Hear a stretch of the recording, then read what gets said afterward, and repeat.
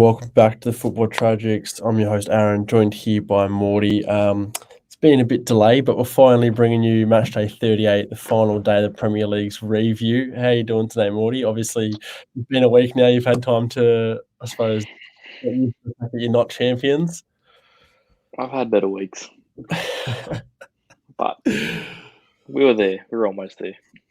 Yeah, I mean, for a few minutes there, or a little while there, it was looking really good. But before we get into that, we'll get into wrapping up Man United's disastrous season because they finished their campaign with a 1-0 loss to Crystal Palace. What were your thoughts on this game? Not really a surprising result in the end, is it? This just summed up their season. Let's be real. You never even expected them to win this. I think West Ham, the fact that they drew the game before, they were just going, well, we've got it. We can't get. I don't know. I don't know what's going on at that club. It's now Ralph Ragnick, their advisor, is already out the door. They've got the new manager, yes, but there are some things going on at that club that I have no explanation for. Yeah, I mean, well, all these games were played simultaneously, so I suppose nobody knew their results yet. But United, yes, they were at jeopardy of losing even a Europa League spot, so they would have fallen into the Conference League. They've managed to hang on to that because of the result at West Ham later on. But yeah, look, 1-0 result to Palace. I think it finishes off a good season for Palace. I think they deserved to finish off on a high note because they did have a great season. United, though, disgusting season. They're going to need to do better. They've got Ten Hag now for next season. Hopefully that means they're on the up for their sake. Will it? I think it will. It should do. But yeah, like you said, Ralph's gone now. He's not seeing out his consultancy role there at the club. He's moved on to Austrian national team. Would have liked to have Tony on for this one to wrap that up, but we'll have a full season review coming later in the week, next week, whenever we can get all four of us on to chat about our teams and I suppose the season as a whole. But yeah, United, very, very poor into the season, but it was really expected, in my opinion. It was. Let's get into what we thought could have been top four at this point, but it wasn't. It was Arsenal's 5-1 win over Everton. Well, it's a massive result for Arsenal, but in the end, it meant absolutely nothing in terms of Champions League football. They've been pushed into the Europa League spot by Spurs. And yeah, this 5-1 win, as impressive it is, doesn't mean crap all, really, especially for Everton's season as well. Thoughts on this one? How good this result would have looked if the previous match for either of these teams went the other way. Every chance in the world, Arsenal, they were there. All they had to do was just draw, even draw this one. That's all they had to do. They couldn't find a way, and it's upsetting for them. But overall, I think they've had a good season, so I'm not going to sit here. They capped it off 5-win away at home. Batter Everton, as shit as Everton are. God, I want to punch Richarlison in the head. Jesus Christ. I think everyone in the bloody league almost does. But yeah, but good end to the season for them. Everton still shambolic. The fact they're up is only going to. I think it's probably worse for them because the club's now going to look at itself and go, yeah, we survived. Just I don't know where they turn. So. Yeah, I mean, you're not wrong. It's still a somewhat successful season for Arsenal. I think you look at it and you think of where they were at. Yes, they would have liked Champions League football, but are they there yet? Probably not, because I think Spurs, they have probably a better side, better manager, and probably deserve to be. Oh, I wouldn't say deserve to be there more, but probably have the stronger side out of the two. But look, successful season for Arsenal. Maybe if you're an Arsenal fan, you're probably wishing you had Champions League football and you probably thought you could have it. But realistically, it's a young side. From where they started the season, if they didn't start the season so poorly, they would have it. So I think it's a learning curve for them. And Europa League football kind of puts them back into European football and kind of give them a chance to maybe this young squad can go and win it. Who knows? So it's a disappointing end to the season. Well, I suppose on a high note, final game, but it's still a decent season for them, and they'll take pride, I suppose, from this campaign, and hopefully it does help them over the line. But the only thing I think the issue with them, the likes of Gabriel Jesus, does he want to now go there because they don't have Champions League football? Will it hinder them signing these players? Yes and no, but I think Jesus. We'll get to City, but I think they're the youngest overall squad in the Premier League. They finished fifth. Arteta's looking on the up, and this is how a club. To say this is how club should be run, and I think they're progressing the right way up. Yes, they can go out and spend some more money and bring in, but it can work one way or it can work the other. And I think Manchester, both sides of the pond over there, are prime examples of it. So Arsenal, they're Yeah. doing it their way, and they're doing well.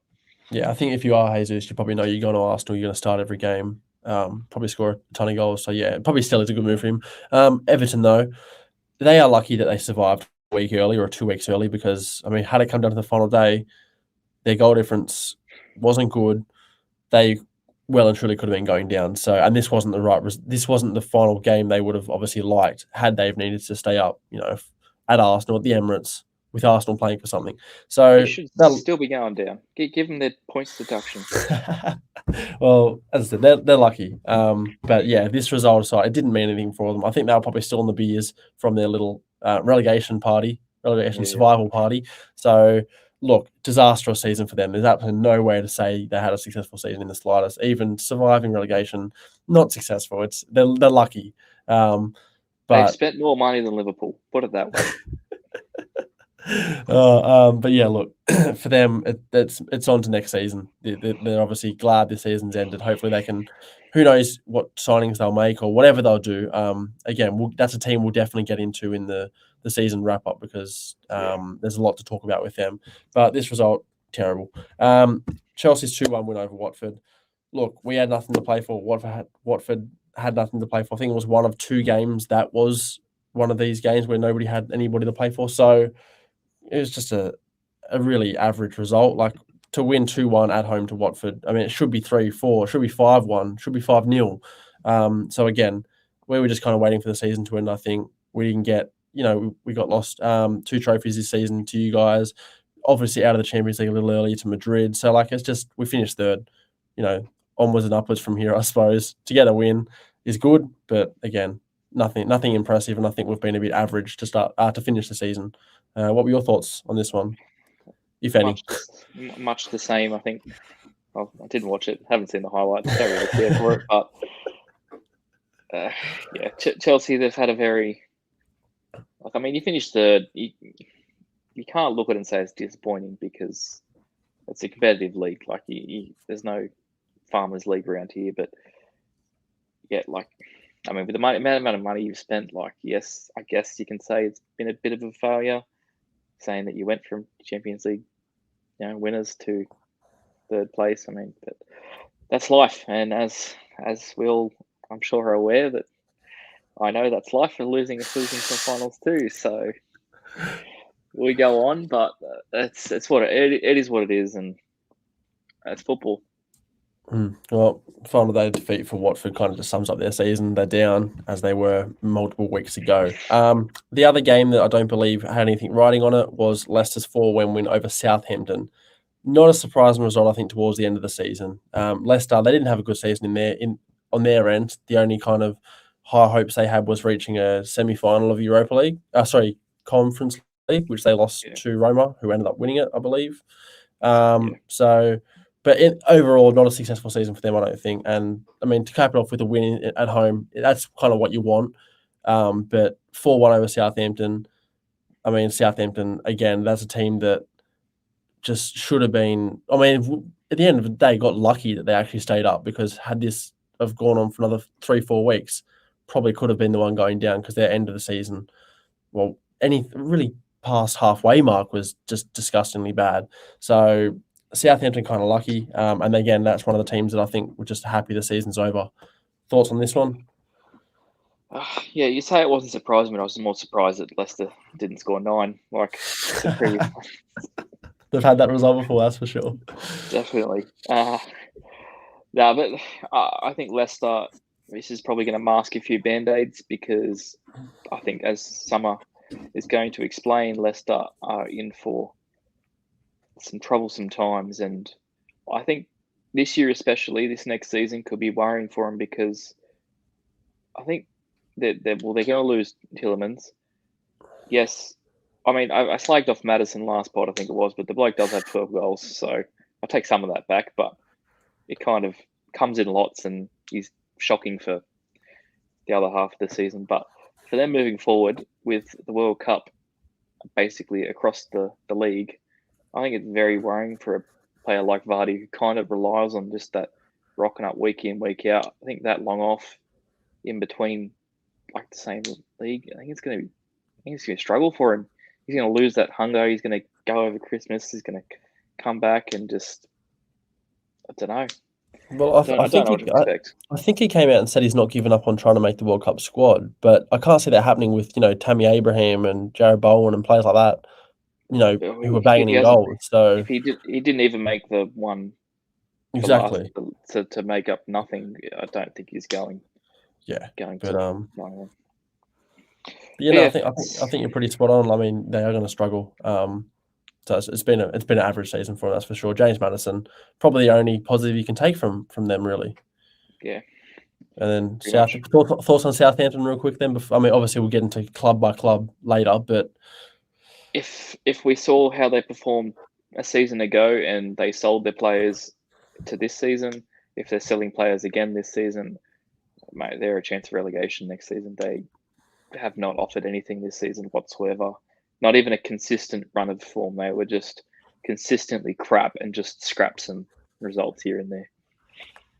All right, let's move on to Leeds' win away at Brentford, which kept them in the Premier League for another season. What were your thoughts? Is it deserved? Would you rather see Leeds above and Burnley down? What do you reckon? I'm happy for Leeds to be there. I mean, again, they are one of the clubs you kind of enjoy watching. Yes, we've seen them get battered, but you just look at them and go, you know what? They can score. They could come good. They should come good. I mean, listening back to our startup, we all had very high hopes for them. Yes, they didn't reach them, but that's Leeds. They've come and they've played their own football, which it's refreshing to see in the Premier League when you've got some teams like Burnley who have just been here for the payday. And as I've had this argument with Dean, I'm calling you out, Dean, many times before. You can't just sit here and tell me you just want to be in the Premier League just for the money, because that club has produced no one. Burnley hasn't produced a top flight footballer in 15 years. That they're relying on their last strands now. They've got no youth coming through. What is the point of them being there? Like, what is the point? There's no growth out of that club. It's like, goodbye, Burnley. Leeds, good job.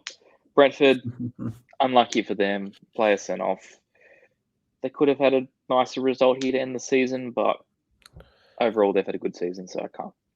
That's not going to really fault them. Yeah, I'm going to start off saying I've read a lot of things about Brentford. Apparently, they really wanted to send Leeds down. There's a bit of a rivalry there, so they were that's why they went full guns blazing for this game and really wanted to be the ones to put Leeds down. Like you said, they had a man sent off quite early, so it didn't help their chances. But Leeds, I think, end of the day, just had it. They just knew they needed the win here. They got it. The penalty, or the winner, sorry, at the end, they were already safe by that point, given Burnley's result against Newcastle. But that one obviously is the one that, ultimately keeps them there. But like you said, Leeds are just one of those teams that you just want to have in the Premier League. They're just exciting. I think when you think of English football and you think of the top flight, you think of Leeds. Burnley, on the other hand, I don't want to offend anybody, but you don't really care too much for Burnley. The only reason people know Burnley is because of the shit football they produce. If they just got those results by playing football, then no one would give a crap. Like, everyone would just go, "Yep, no worries." But the arrogance of that Sean Dyche previously, and just what he's instilled into those players, I feel sorry for him.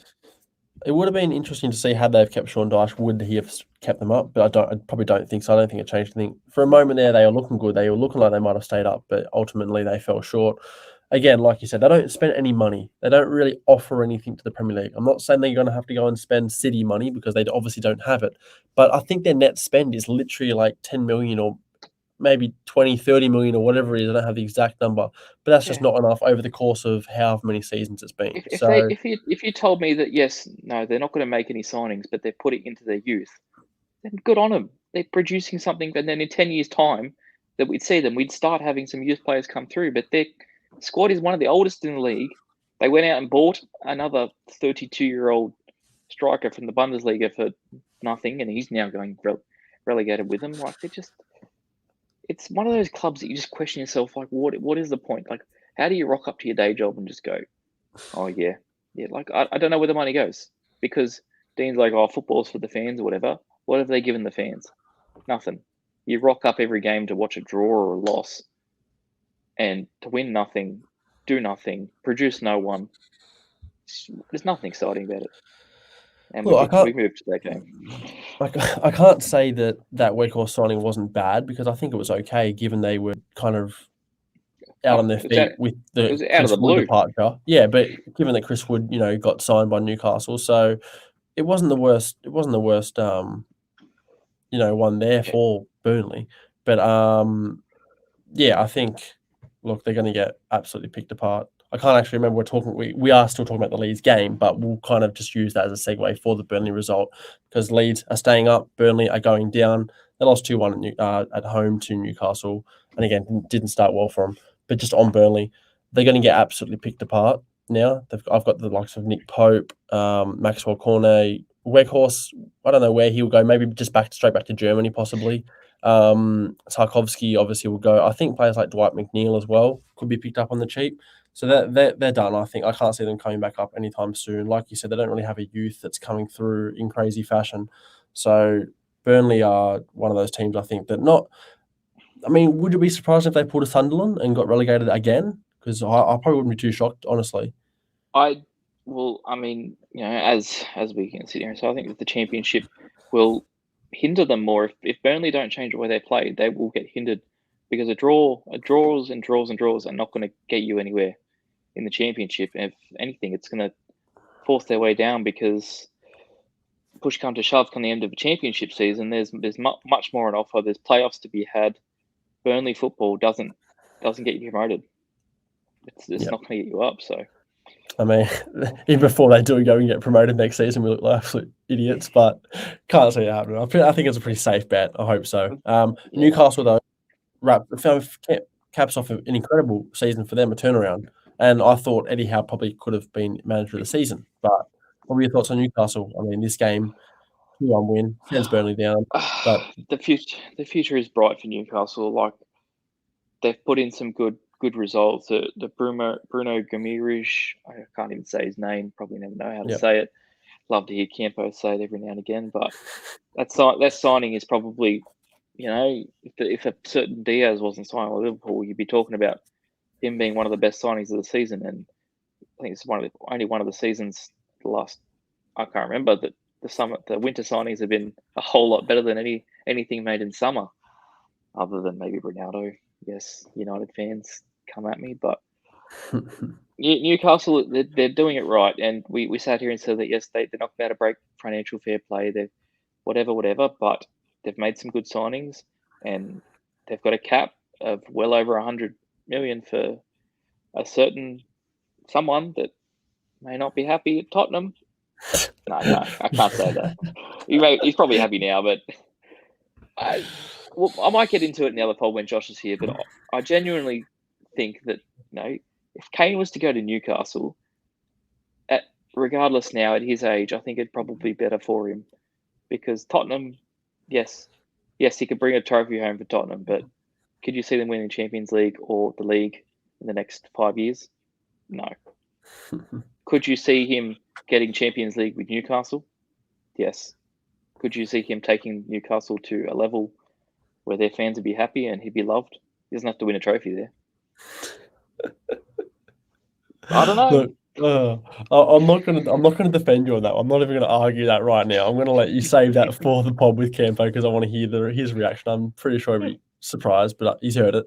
But yeah, Newcastle, hugely successful season at the end, and like you said, the future is very bright. They can go on to do big things. I was gonna move into the City game, but I'm gonna leave that till second last or last.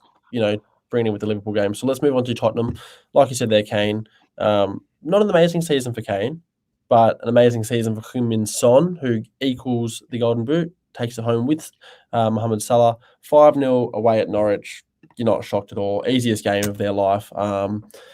And I mean, Norwich were down well and truly in advance. Arsenal thought they could have got Champions League, but Spurs, I mean, against Norwich, we're never gonna choke, even though Spurs do like a bottle. So, is it surprising? No. What were your thoughts on the game? I think Spurs knew exactly what they had to do. I think the pressure was kind of off them.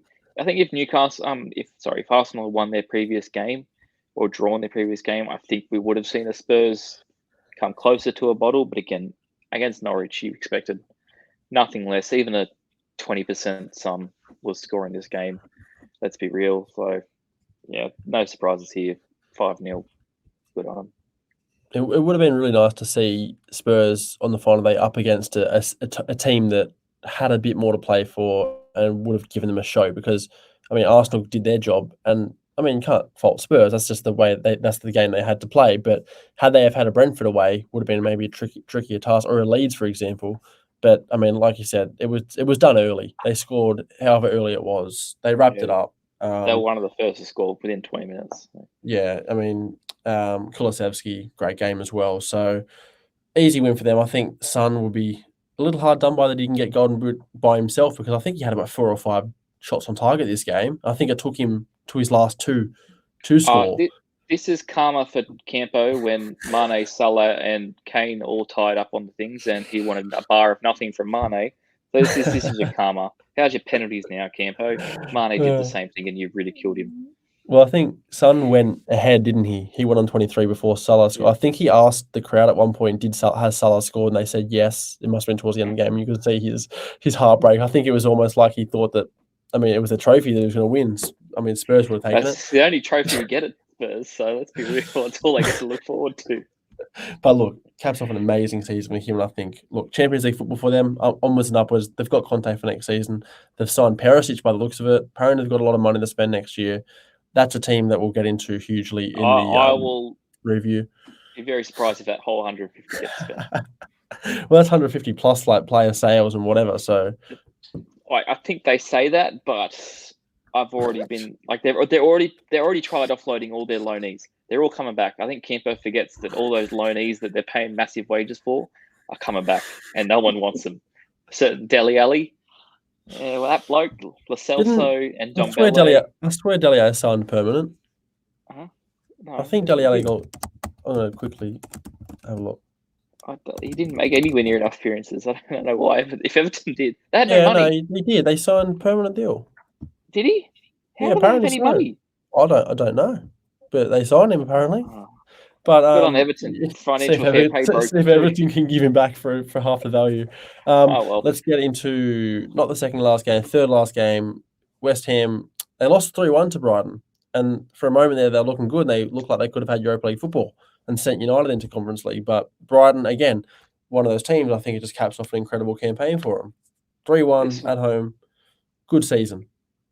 This was the biggest shock of the game match day, I think. I think West Ham should have put this on. Like if they played the way against City and then they rock up and play this, like bit troublesome. But West Ham with something to play for, I think, like you said, it is a bit shocking that they did go down here. But Brighton, I mean, take nothing away from them. They had a great campaign, don't you think? Yeah, well, one sec. I'm still here, but yeah, no, Brighton, great campaign. They moved along. They went through. No faults from them. So, well, they went through a bad run at one stage, but they in the end they only finished 5 points off West Ham. I mean, they finished top half. That's a good season for them. 1 point behind Leicester in 8th. So they weren't too far off European football. And I think the important thing for them now would be to build on this season. They can't go backwards because if they go backwards, what was it all for? Yeah, well, exactly. And I mean, well, we were all shocked, to be honest, because after they're selling Ben White and moving some players on, we all thought Brighton were just in the mud. If anything, they've improved by selling players and not spending money. So, however that you take it, but they've had some good results. They've had some bad results. Been a good season for them. They moved through. All right. Well, we've got 2 games to get into, the last 2 games. You know which ones they are. I don't know which one we start with. Do we start with... I think we start with Liverpool, just given the fact that they... I mean, we'll get to the champions last, I guess, and the crazy game. But look, he's got the job done. Wasn't pretty, but you got the job done. 3-1 at home to Wolves. I mean, out of Anfield, you couldn't have asked for much more, and almost was the perfect, fairy tale ending, wasn't it? Almost. And if we didn't concede first, I think there genuinely would have been a lot more pressure on City knowing that result going into the halftime. But I think City knowing that we was drawing at halftime, pretty sure Yeah, that yeah, they knew that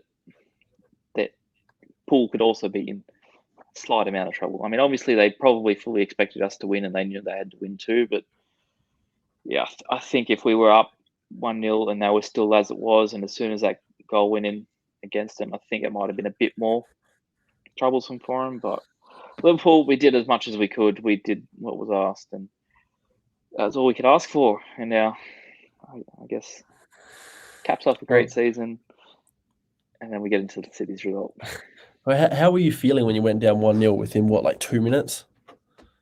Like, were you nervous at that point, or did you fully back Liverpool to come back and win See, the way they did? I backed us to come back. Like we've been our comeback kings this season. Like we've won that many games in the last 10 minutes. It's not funny, and especially last season too. But I think knowing that we were down, that was City's safety net. I think if we come out and we were up 2-0 at halftime, then that would have been more game on for City. So that was my only thing, but it is what it is.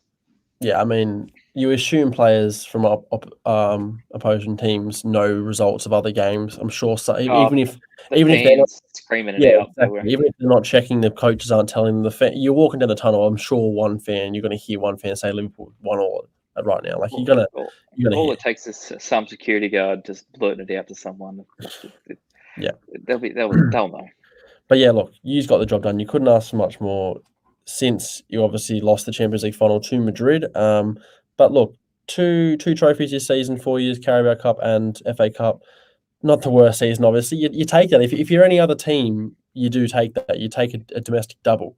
I know the Carabao Cup's probably not the big one, but two trophies, you take it. I think it's just the way it kind of panned out. It's almost like you had 4 on offer, and then... To put it in perspective, we played as the most possible games in the whole season. We lost 4 games. Yeah. So to lose, 60 wins to... Oh, it's not 60, but 60 and 4. I don't know how many draws are in there, but that's just thing. And 2 of those didn't even come to the league. We won the least. We lost the least amount of games in the league as well. So yeah, well, I think was it something like Real Madrid lost as many games in the league or in the Champions League alone? In the Champions League, yeah, than we did in the entire season. Yeah, but look, it is what it is for you guys. You obviously had the chance for more, much more. You fall short in that regard, but look, I think to even have a title race on towards the end, you did want to claw it back. Every single one of you has had us finishing 4th. Some pundits had us in the top 6. To where we finished, that's what we. Yeah, I definitely had. I think I had you guys 4th. It was behind United as well, which I'm a bit. You all literally had Liverpool had 4th. But yeah, it just shows how strong you guys are, and I think Jurgen's built an absolute powerhouse of a team that only seems to getting better. Sadio Mane is leaving though, it looks like, but how much does that really affect you with now seeing how good Luis Diaz has been since he come in? It's almost like a like for like, isn't it? It has, but I think playing Mane through the middle has reinvigorated him to a touch. Like he was back to his former best. Okay, not former best. Like he has been a lot better previous years, but he's kind of found his new role and he's back playing that happy sort of football again. It was really enjoying watching him. Like he was a man of match now in the FA Cup final. He's still turning on. He still can do it. He's still up there in the goal scoring tallies. He's just there every season, regardless. I know Salah gets all the glory, but Mane, he's done it for us year on year, and I'd be sad if he leaves because I think he's been one of our best. And yes, Diaz has come in, but that's called options, not your set front three. So that's what it is. Yeah. All right. Let's get into the final game. I suppose the biggest one. heartbreaking for you, but it was City's 3-2 win at home over Villa.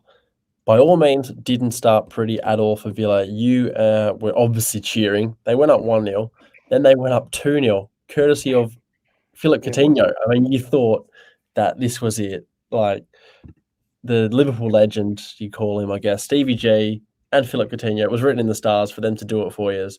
And then all of a sudden, a remarkable 5-minute comeback yeah. for City. Thoughts on this game, Morty? Obviously Why not happy why about why couldn't City just win 6-0? it.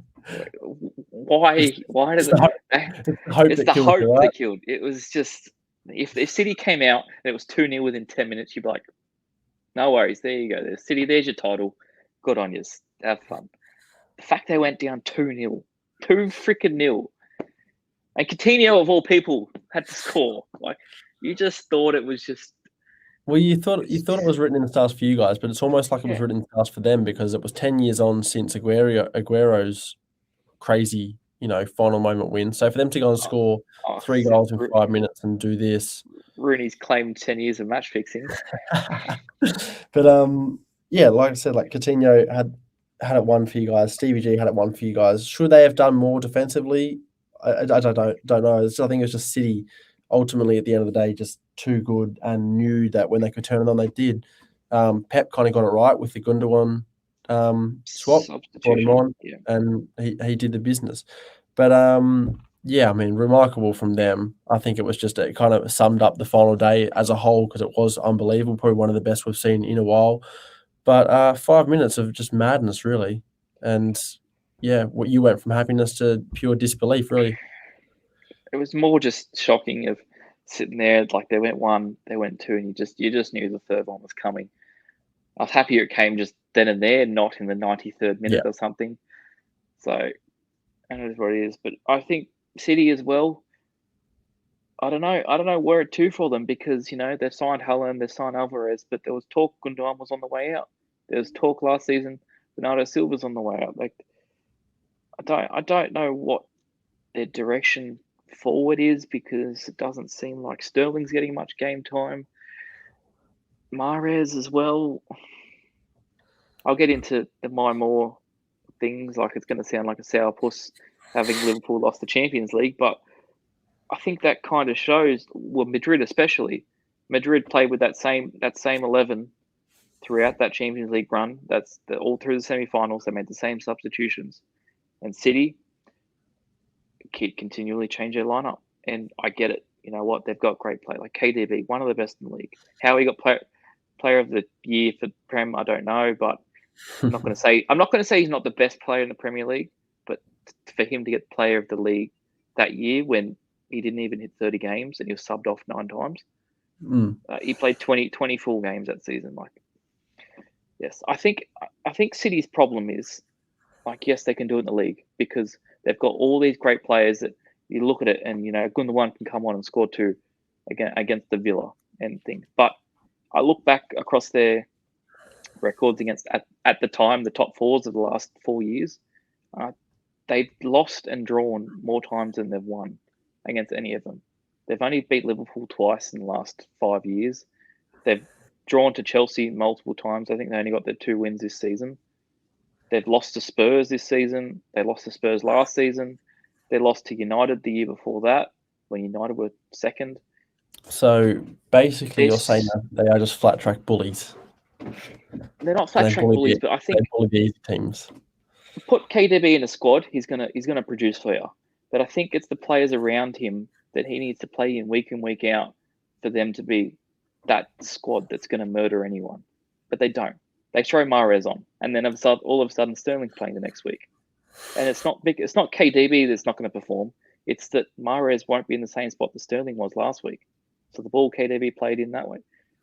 And I get it. You got to have some rotation, but you rotate one player, you rest one player, you rest two. The bloke plays at left back, at right back at centre back, a centre back at right back. I don't get it. I think that's where they're going wrong in the Champions League. I think Madrid proved it. Like they got an average age of 32 or something in the midfield, and they do it. They've done it. Modric is Mr. Champions League. Yeah, Fucking Aldo. I can agree with you. I think that structure is important. It does. I think just Pep just kind of overplays his hand, and it's his Yeah, downfall in a way in the Champions League. Because, like you said, Madrid they made the same change. And the only game they didn't make the same changes was in the the final, final, and they were up to 1-0. and they were up And 1-0, like you said, so the comeback wasn't on for them. But yeah, City do like to chop and change. You said like, where do they go from here? The signing Haaland, the signing Alvarez, massive signing. Obviously, Haaland is, but yeah, Gundogan and Silva probably two of their best players this season. yeah. They're happy to get rid of or happy to let go. Raheem Sterling probably is the one that should be going. I mean, he's still a great player, but he's obviously kind of needs a bit more stable football. He needs to not get chopped and changed. But yeah, I don't know. I mean, Well, yeah, that's my thing, because Haaland's coming in. That's fine. Don't get me wrong, great signing, but he's going to now play as that striker that's getting behind. They don't get to play the false nine. KDB's playing behind them. You know what? Does KDB have to turn into a box to box? Do they play Rodri and KDB? But who else falls in that other time? Because Gundogan's aging. They've got all the other attackers that are just going to be rotating on the wings. That they don't like crossing the ball in. Mahrez loves cutting in and having a shot. Haaland's going to be filthy with him. Sterling's much the same. Like, I'm not saying it's going to be a bad signing, but I just like Chelsea. You make just as many signings, you spend just as much money, but your best performing 11 is the team that plays week in, week out. Whereas City, Mahrez could have a great game and he doesn't play next week. Like, that's my only frustration with City, and that's if they want to move forward, they want to get along, they've got to start getting a team together rather than just having all these great players rock up every week. So, but congrats, they won the league. On there, and they could obviously argue they do have a perfect team, and they did win the Premier League in the end. And whether or not the Premier League's harder to win the Champions League, I think we're all going to have opposing opinions on that, and that could be a podcast in itself. But look, City win the Premier League. They're the 2021-22 champions. Did it in remarkable fashion in the end. This is obviously Matchday 38 review, just this single game week. We'll have the huge one to follow where we go over our predictions for the season, because they're pretty embarrassing. I think a few of us looked back on them the other day and they were disgusting. You three especially, and the only thing I got wrong massively was Leeds. So that'll be one to watch. We'll rate each team and how they performed this season. Some of them surprising, some not so surprising. So Morty, thanks for joining me. We'll get the other boys on with us hopefully later this week or next week, or who knows when it's going to come. But it'll come before the next Premier League season, I hope. But yeah, thanks Morty for joining me, and we'll see you